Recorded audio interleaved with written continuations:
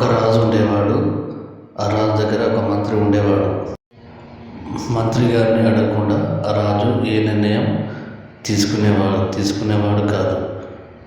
ఎలా అంటే ప్రజలకు ఏది మంచిది, ఏది చెడ్డది, ఏ నిర్ణయం తీసుకుంటే బాగుంటుందని ప్రతి విషయాన్ని ఆ మంత్రితో చర్చించిన తర్వాతనే తీసుకునేవాడు.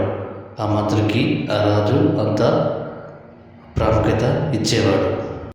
రాజ్యంలో ఎంతమంది మంత్రులు ఉన్నా ఇతను చాలా ముఖ్యమైన వాడు.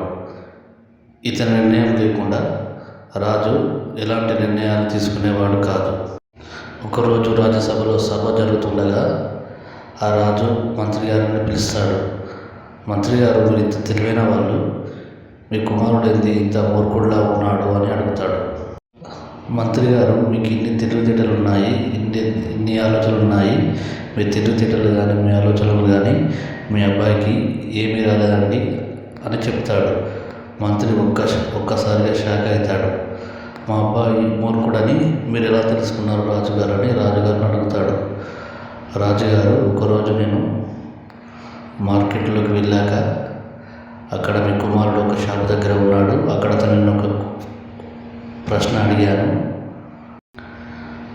బంగారు కాయిన్ గొప్పదా, వెండి కాయిన్ గొప్పదా అని అడిగాను. అతనేంటి వెండి కాయిన్ గొప్పదని చెప్తున్నాడు. రాజుగారు ప్రతి వారం జనం కలవడానికి మార్కెట్కి వెళ్తాడు. అక్కడ ఈ మంత్రి కొడుకును ఆ మంత్రి గారు పనిలో పెట్టాడు, పని నేర్చుకోవడానికి. అక్కడ కలిసి జనాలను ప్రతి ఒక్క క్వశ్చన్ అడుగుతాడు. అలా అడుగుతూ ప్రతిరోజు ప్రతి వారం ఆ అబ్బాయిని అడిగేవాడు. ఏమని అంటే, గోల్డ్ కాయిన్ విలువ ఎక్కువనా లేదా వెండి కాయిన్ విలువ ఎక్కువనా అని. ఆ అబ్బాయి వెండి కాయిన్ విలువ ఎక్కువ అని చెప్పేవాడు. రాజు ఒక వెండి కాయిన్ ఇచ్చి వెళ్ళిపోయేవాడు.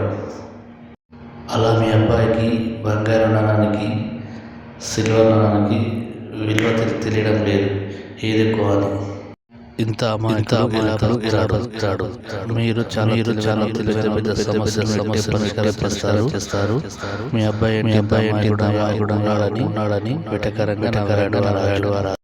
అంతమంది సభలో అంతమంది మంత్రుల ముందు ఆ మంత్రిని అలా అడిగే వరకు మంత్రి చాలా బాధపడుతూ ఇంటికి వెళ్ళాడు.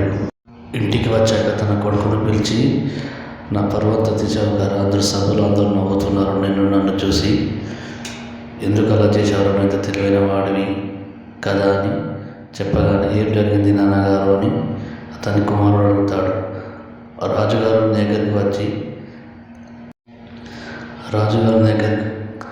వచ్చి గోల్డ్ కాయిన్ విలువ కన్నా సిల్వర్ కాయిన్ విలువ ఎక్కువ అన్నప్పుడు నువ్వు రెండు సమానంగా ఉన్నప్పుడు వెండి కాయిన్ విలువ ఎక్కువ అని ఇలా చెప్పారు, నువ్వు గోల్డ్ కాయిన్ విలువ ఎక్కువ కదా అని అడిగాడు ఆ మంత్రి. గోల్డ్ కాయిన్ సిల్వర్ కాయిన్ ఉన్నప్పుడు గోల్డ్కి విలువ ఎక్కువ కదా, సిల్వర్ అని ఎందుకు చెప్పావురా అని అడగగానే ఆ బాలుడు నవ్వుతూ, నాన్నగారు ప్రతిరోజు రాజుగారు వచ్చి గోల్డ్ కాయిన్ విలువ ఎక్కువ సిల్వర్ కాయిన్ విలువ ఎక్కువ అని అడుగుతున్నాడు. నేను సిల్వర్ కాయిన్ విలువ ఎక్కువ అని చెప్పగానే ఒక కాయిన్ ఇచ్చి వెళ్ళిపోతున్నాడు. అదే నేను గోల్డ్ కాయిన్ విలువ ఎక్కువ చెప్పాను అనుకో, ఆ రోజుతో ఒక గోల్డ్ కాయిన్తో అయిపోతుంది. నేను వెండి కాయిన్ ఎక్కువ అని చెప్పడం వల్ల చూడండి నాన్నగారు, నా దగ్గర 200 సిల్వర్ కాయిన్ అయ్యాయి. ఈ సిల్వర్ కాయిన్తో ఎన్నో గోల్డ్ కాయిన్లు తీసుకోవచ్చు కదా అని చెప్పగానే మంత్రి గారు ఆ అబ్బాయి తెలివి చూసి చాలా ముచ్చటపడ్డాడు. నాన్నగారు, మనమేంటో ఇతరులకు తెలియాల్సిన అవసరం లేదు, మనమేంటో మనకు తెలిస్తే సరిపోతుంది నాన్నగారు, మన తెలివితేటలు ఇతరులకు తెలియాల్సిన అవసరం లేదు కదా అని చెప్పాడు.